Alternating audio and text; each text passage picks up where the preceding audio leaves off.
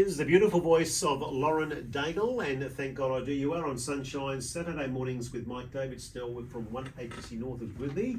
We've been talking about real estate, but we've been talking about some of the changes that have been legislated regarding rentals. Interesting one with the pet situation we just spoke about.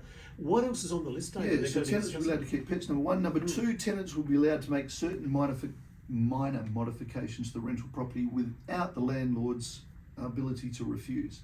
Really? So examples would be, I've got a chest of drawers and my little 3-year-old goes on the top and pulls it over. So I need to put a stabilising T-bar into the concrete wall to hold that. That's a safety issue, and no owner could allow that. However, when they leave, they would need to make good if they're in that scenario. Unless the owner was happy.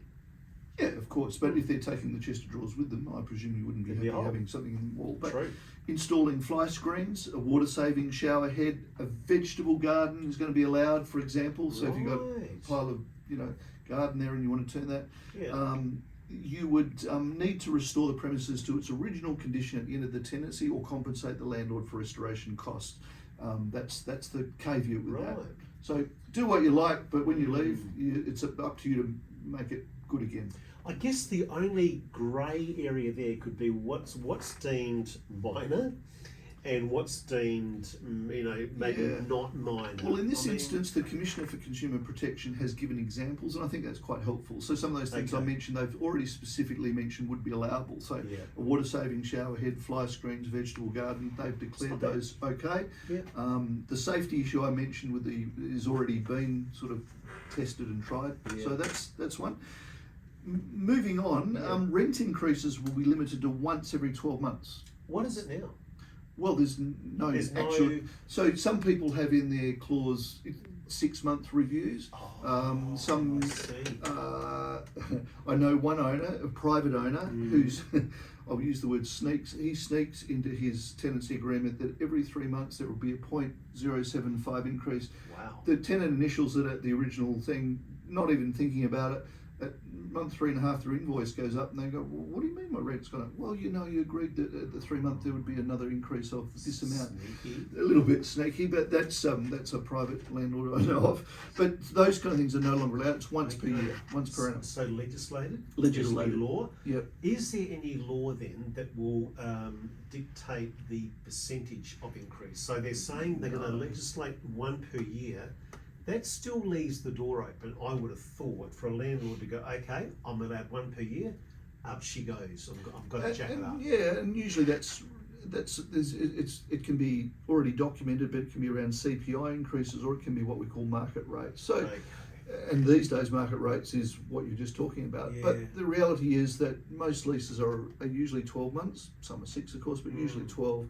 And as you head towards that, with 30 days to go, there needs to be strong communication in writing between landlord and tenant about both sides. I'm leaving, or I want to continue on, or I want to offer you another 12 months. That needs to be 30 days, otherwise it flips over to a periodic. Of course. And that's the point there where the owner needs to declare what their expectation is on rent, which the tenant may or may not accept. So all of the changes, probably, they seem pretty reasonable, David, to be honest. Like there's some wins there for landlords, and there's some wins there for tenants as well. Balanced. Bond disposal, which is a sore point if you're ever involved in that. The landlord seems to be taking their time putting it in because they're waiting, and usually it's because the property owner is waiting for the Water Corp reading. That's the one that always helps. Everyone goes, "Where's my bond? Where's my bond?" We're waiting for the water, but that's a controversial one. So that dispute it will enable tenants and landlords to separately start the application process for the release of the bond to quicken that up. I think the biggest one, Mike, in this regard is most disputes relating to bonds, pets, minor modifications will be determined by the Commissioner for Consumer Protection rather than Magistrates Court. And if that goes the way we hope and thinks it goes, that's going to be a big improvement for everyone. Does that speed things up? Oh yeah, Magistrate Court can be a nightmare. It takes ages to get there. You get there, and some people literally take 10, 12 weeks to get something sorted, which is minor. So hopefully the Commissioner will make that a speedier process. Some good changes. And the biggest one probably is rent bidding is now going to be outlawed, as they call it. Okay. So rent bidding in Victoria, for example, is outlawed. So if the agent or the owner is seen to be going like from 500 a week, or best bid over 500 a week, or ringing everyone that's put an application saying, would you go to 6, would you go to 650, I've got another one at 700, you know, that will be illegal and outlawed.